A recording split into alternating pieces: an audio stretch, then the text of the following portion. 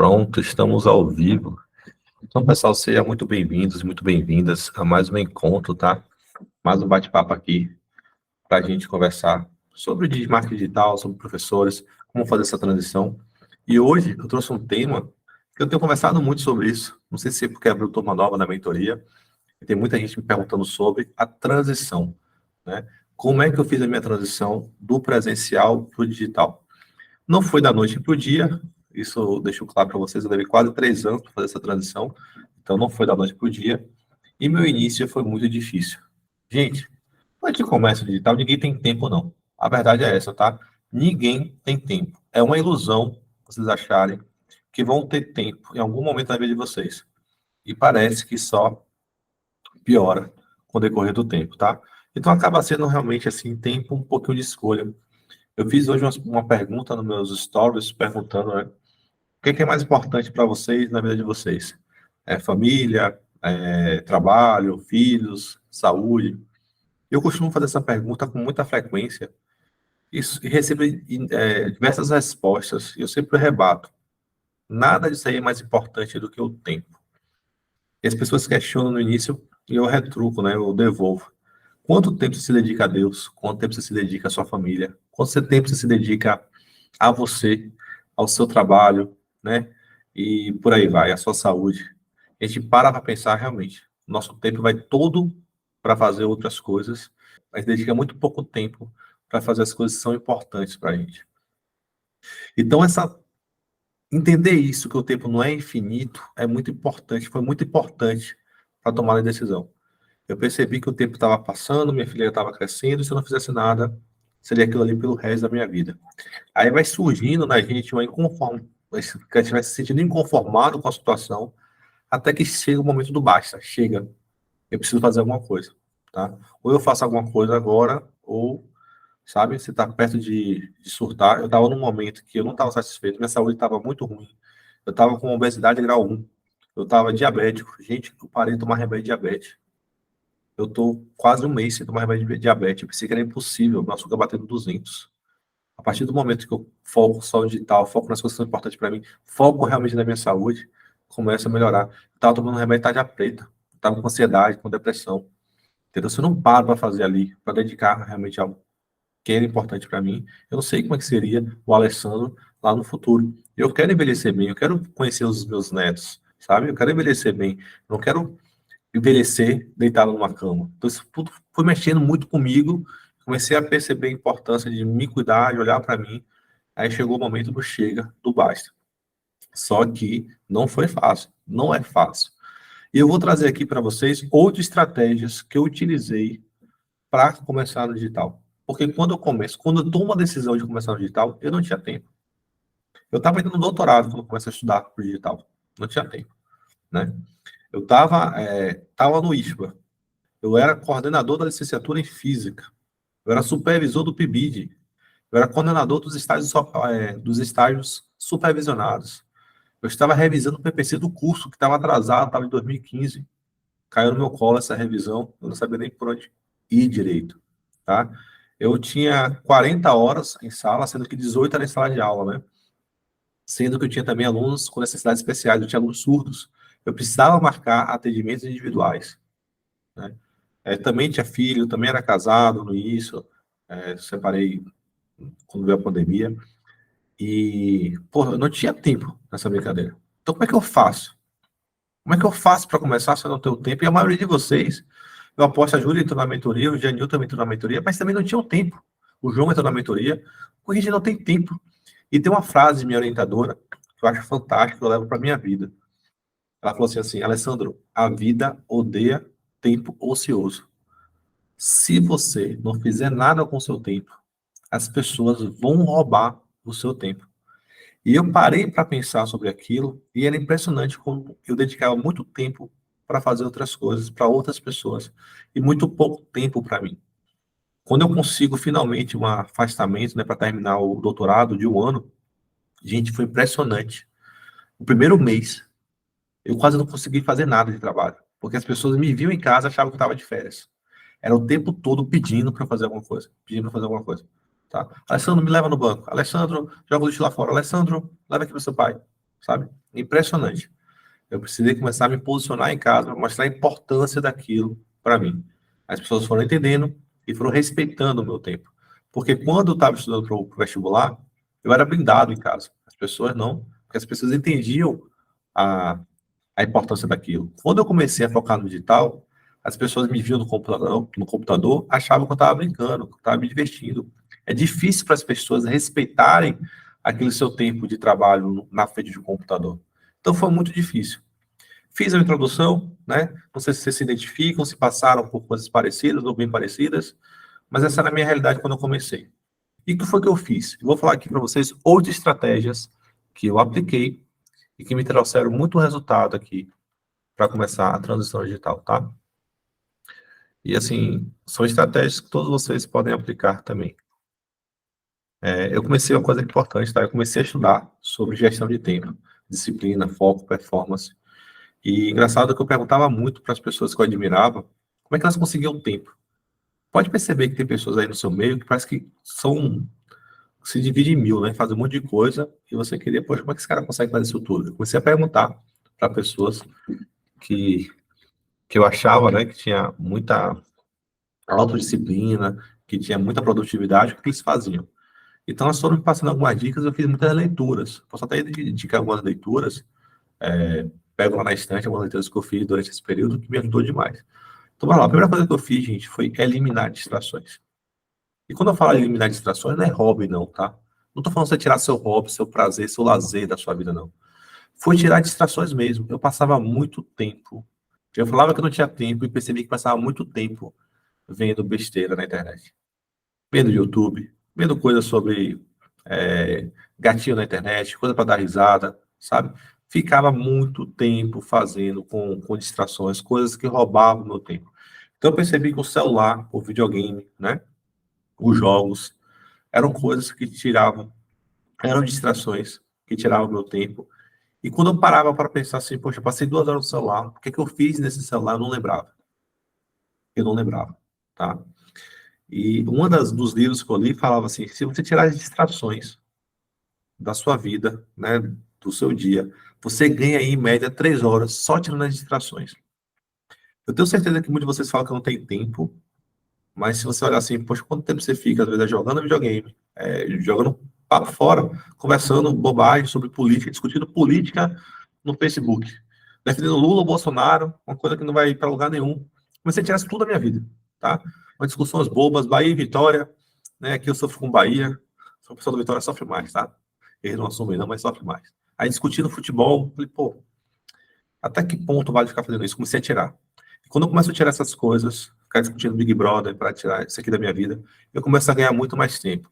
Só com as distrações eu já comecei a ter muito mais tempo, tá? Outra coisa que eu precisei fazer também foi delimitar meu tempo. Eu percebi o seguinte, gente. Se eu tivesse 40 horas para trabalhar somente para o IFBA por dia, eu não daria conta. Eu sou pago para trabalhar 40 horas por semana. Então, eu comecei a delimitar meu tempo. Gente, eu só trabalho de 7 da manhã às 17 horas da tarde. Fora isso, eu não pego mais nada do IFBA. Eu comecei a colocar limites. Isso foi muito importante para mim. Porque se eu não fizesse isso, meu dia não era infinito, não acabava. E eu estava sempre angustiado. E eu comecei a perceber que se eu não estava fazendo aquelas atividades, não é porque eu não sabia, não dava conta, é porque tinha muita coisa para eu fazer. E eu comecei a deixar acumular coisas do trabalho para só perceber, tem muita coisa aqui, eu não dou conta, tá? E uma coisa impressionante, tá? Quanto mais você trabalha, mais trabalho você vai tendo, e você não tem reconhecimento financeiro por isso. Na verdade, você não tem reconhecimento quase nenhum. E acaba sendo muito estimulante para a gente. Não sei se vocês já passaram por isso, principalmente quem é servidor público, é impressionante. Quanto mais a gente trabalha, mais trabalho a gente vai tendo. Então, uma coisa muito importante foi delimitar o horário do ISCRA, tá? Aí, quando eu fiz isso, eu delimitei também o horário para o digital. Eu comecei no digital trabalhando somente 2 horas por dia. Então, eu trabalhava de 7 da manhã, eu estava lá em sala de aula, já, em sala de aula às 7 horas da manhã, parava às 5, e de noite, né, de 7 às 9, eu focava no digital. Esse era o tempo que eu comecei para o digital. 2 horas por dia e estudando, tá? Comecei muito estudando não era colocando muita mão na massa, não. Então, só para vocês entenderem, só que eu fui muito responsável. Se eu colocava, falei, vou estudar 2 horas por digital, eu focava aquelas 2 horas por digital. O engraçado, né, que com o tempo, eu que não tinha tempo, eu comecei a dedicar cada vez mais tempo do meu dia para o digital.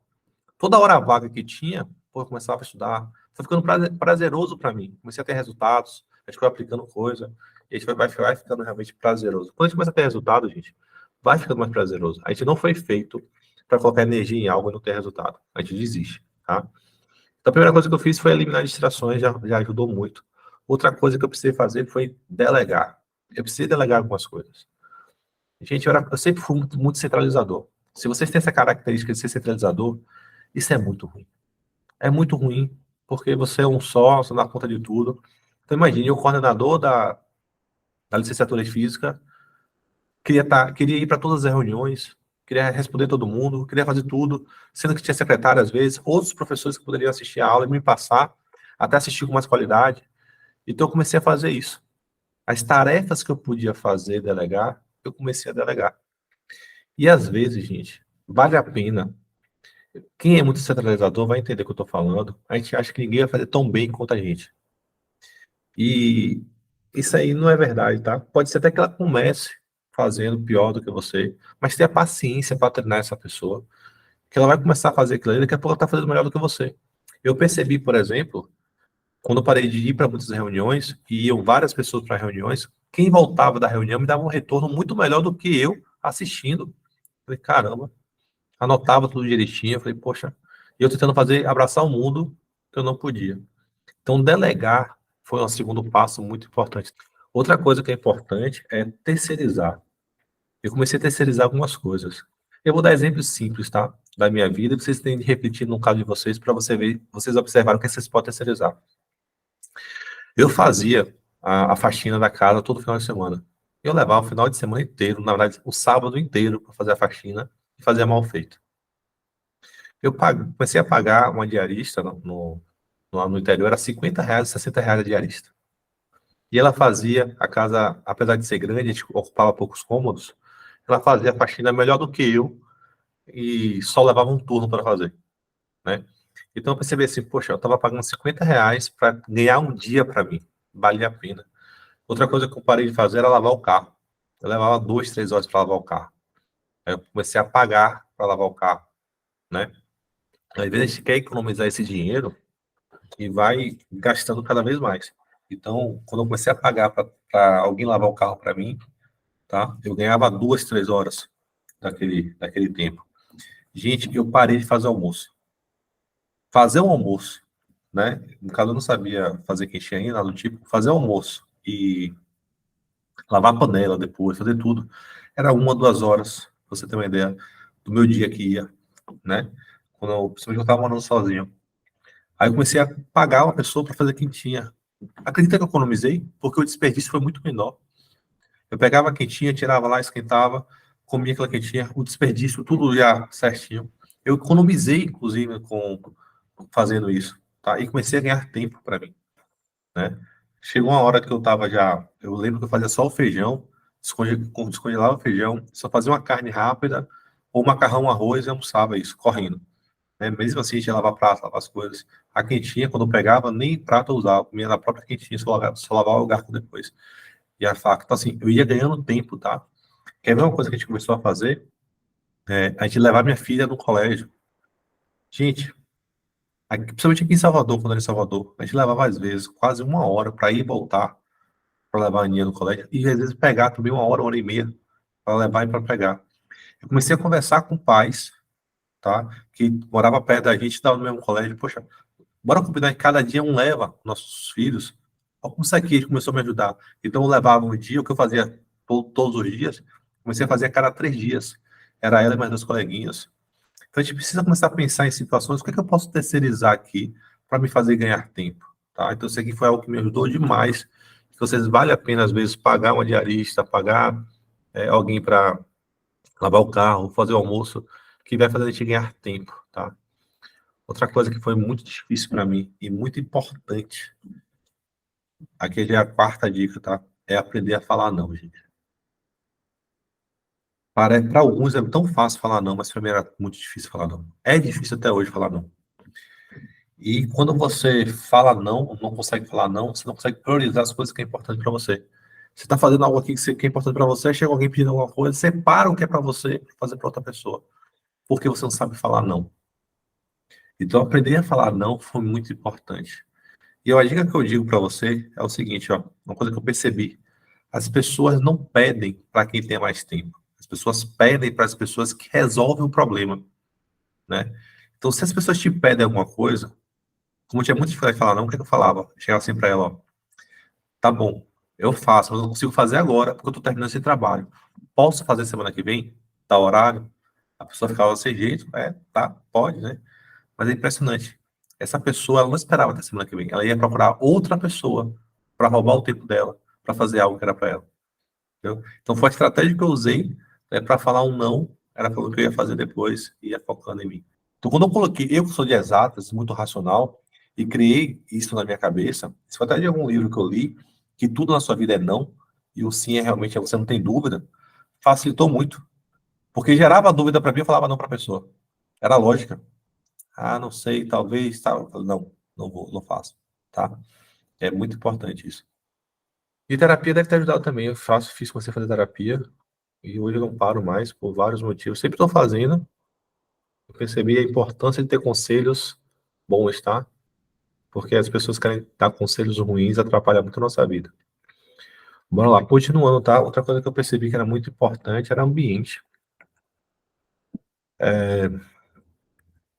E uma coisa que atrasa muito a gente é a interrupção. Então, comecei a preparar o ambiente para não ser interrompido. Pessoal, a gente leva quase 30 minutos para retomar uma atividade que estava fazendo, concentrado. Então, toda vez que você vem aqui, minha mãe interrompia, meu pai, eu comecei a criar um ambiente que não tinha interrupção. E outra coisa que é importante, não é só ambiente de espaço físico, não, tá? Pessoas. Quando eu comecei a conversar mais sobre o digital, trocar experiência, meu crescimento também foi crescendo. Então, você preparar um ambiente de pessoas, espaço físico, para você não ser interrompido e para ter incentivo, tenha muito cuidado. Se você está numa roda de amigos, você é teoricamente mais inteligente, que sabe mais, tenha muito cuidado, que a chance de você não crescer é muito maior. Esteja em ambientes que te proporcionem crescimento. E esses ambientes, geralmente, você não é a pessoa que sabe mais, não é a pessoa que está no estágio mais avançado, tá? Você vai realmente gerar mais conhecimento quando você estiver com pessoas melhores do que você. Eu percebi isso quando eu jogava handebol. Eu fui quase um atleta, já fui quase seleção brasileira de handebol com 16 anos. Eu sempre fui muito alto, com 14 anos eu tinha 1,88 de altura já. E jogava bem, sempre joguei bem. Meu pai sempre me colocou em esportes, né? Então, assim, desde cedo, para não ficar desengonçado. Então, tinha muita habilidade. E eu lembro que quando eu era juvenil, 14 anos, 14, 15 anos, eu comecei a treinar com os adultos. No juvenil eu era um dos melhores. Quando eu comecei a treinar com os adultos, eu era um dos piores. E aquilo ali me fez crescer demais. Ser um dos piores entre os adultos me fez ser um dos melhores, né, no juvenil. Eu cheguei quase à seleção brasileira. Eu lembro que eu você não era convocado para a seleção brasileira, no handebol pelo menos não era assim. A Federação Baiana elegia os melhores jogadores para fazer um teste na seleção brasileira em São Paulo. Esse teste eu tinha de arcar com tudo, eu não fui. Mas, poxa, aí vai gerando um aprendizado, tá? Então, o ambiente não é só espaço físico, são pessoas. Se você estiver ao lado de pessoas também que estão te puxando para baixo, gente, atrasa, atrapalha, tá bom? Pensa também em ambiente, ambiente é muito, muito, muito importante. Uma das coisas que mais rouba tempo também da gente no digital quando a gente começa é a criação de conteúdo. E eu não tinha tempo e para ficar criando conteúdo. E um do erro que eu cometia muito, por exemplo, na criação de conteúdo era criar um conteúdo por dia. Então, me arrumava tudo, né? Eu escrevia o conteúdo, me arrumava para gravar, preparava o ambiente e gravava um conteúdo só de 2 minutos. Cara, aí no outro dia era a mesma coisa, me arrumava tudo. Só o tempo que eu levava para me arrumar, para arrumar o ambiente, para arrumar tudo. Aí eu comecei a fazer, eu comecei a tirar um dia só para pensar nos temas. Eu pensava nos temas que eu ia falar um dia só. No outro dia eu escrevia o roteiro dos temas. No terceiro dia eu gravava vários vídeos de vez. Eu chegava a gravar em uma manhã, quase 30 vídeos. São vídeos curtos, de 2 minutos, 3 minutos, tá? Depois eu ia editar os vídeos, aí fazia as capas, fazia os textos, e isso aí fazendo por dia, agendava as publicações. Quando eu comecei a fazer isso aí, como se fosse uma empresa, uma indústria, setorizando a criação de conteúdo, ficou muito mais fácil para mim, né? Então, um conselho que eu dou para vocês ganharem tempo, para o senhor que está começando digital e está sem tempo na criação de conteúdo, tire um dia para cada parte do setor da criação. Um dia para pensar nos temas, um dia para escrever os roteiros, né? Outro dia para gravar, outro dia para editar, um dia para fazer as inscrições, um dia para fazer o agendamento. Você vai ganhar muito tempo fazendo isso. Hoje, eu consigo fazer quase 3, 4 etapas um dia só. Porque você vai ficando bom naquilo que você faz. Vai surgir tudo mais rápido. Mas no início, pô, quem está começando digital aí, o pessoal que entrou na mentoria agora, se prepara, tá? A crise de criação de conteúdo, a primeira crise que você vai ter é a criação de conteúdo. Você vai ter 2 crises de criação de conteúdo. Uma quando você começa o digital e a segunda quando você começar a vender. Quando você começar a vender, qual é o foco? Você vai focar a energia no seu produto. Então, como você começa a focar no seu produto, a criação de conteúdo fica um pouquinho de lado, aí surge a segunda crise, você não consegue conciliar um pouquinho. Mas depois fica tranquilo, tá? Depois da criação de conteúdo, por exemplo, eu pego uma live dessa aqui, hoje eu não peguei essa live aqui, ó, Tatiana, aí tirei alguns recordes dessa live aí que eu quero publicar no meu Instagram, entendeu? Aí fica muito mais fácil pra gente depois. Mas no início, não. No início a gente faz tudo, né?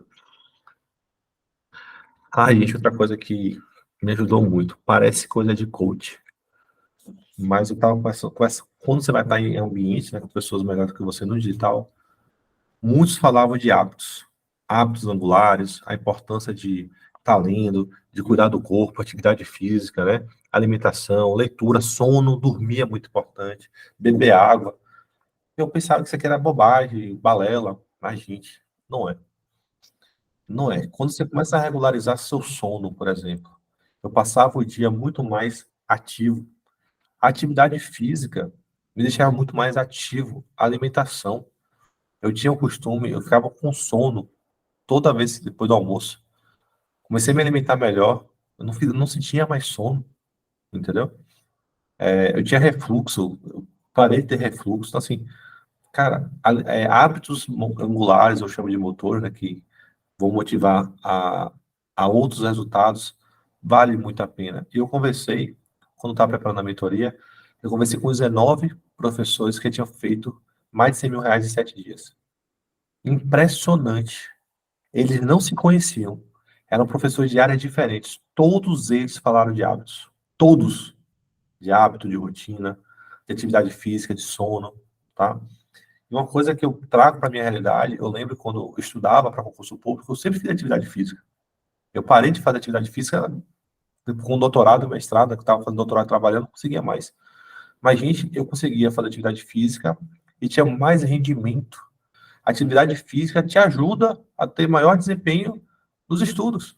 Grandes empresários, eles deixam as reuniões mais importantes, as decisões mais importantes para ser tomadas pela manhã. E tentam evitar tomar pequenas decisões. Quando uma pessoa escolhe só vestir uma roupa, por exemplo, eu só uso muito preto, né?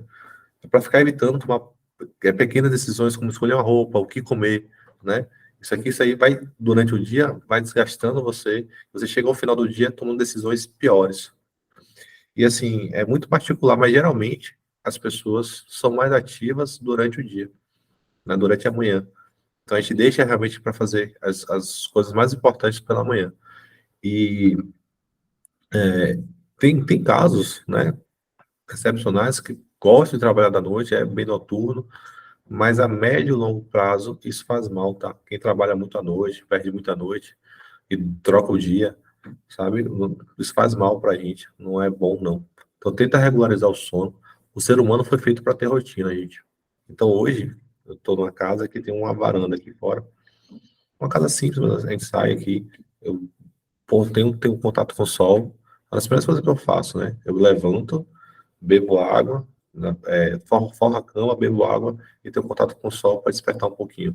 E faço a meditação. Eu sou muito acelerado. Então, meditar para mim foi muito difícil no início. Muito difícil. A gente ficar 5 minutos meditando, pô. Hoje a gente está quase, eu fico mais de 20 já, mas um processo lento. E é muito importante para mim essa rotina diária, né? Eu falo que é uma rotina matinal e tomo shot por causa da tava com o sistema imunológico muito baixo. E, gente, pô, pra mim, pelo menos, funciona e deve ser meio com a regra. E a última estratégia, depois eu vou retomar essas 8 estratégias que eu falei, que eu usei para minhas atividades. Isso aqui eu peguei num livro, eu achei que era maluquice, que era inserir intervalos. Eu sempre fiquei muito tempo sem parar, focado, né? Eu sempre fiquei muito tempo estudando, horas, e realmente vai caindo o seu nível, o seu rendimento. Você fica muito tempo focado, estudando, fazendo uma coisa só. E a partir do momento que a gente começa a fazer intervalos, né, pro nosso corpo, a gente vai meio que recuperando as energias. Quando a gente vai voltando, a gente volta melhor e a produtividade vai sendo maior. Tanto é que a técnica, né, Pomodoro de estudo, que é bem disseminada por aí, se eu não me engano, é 30 minutos estudando, você faz um intervalo de 5 minutos, estuda mais 30, 5 minutos, 30. É pensado, é base desse estudo de intervalos. Eu não fazia. Você pode fazer intervalos, porque assim, seu corpo vai se condicionando. Eu consigo ficar 30, 1 hora, 2 horas focado na atividade, mas eu paro, faço um intervalo. Então, faça isso para vocês, que é importante. Intervalos para vocês durante suas atividades.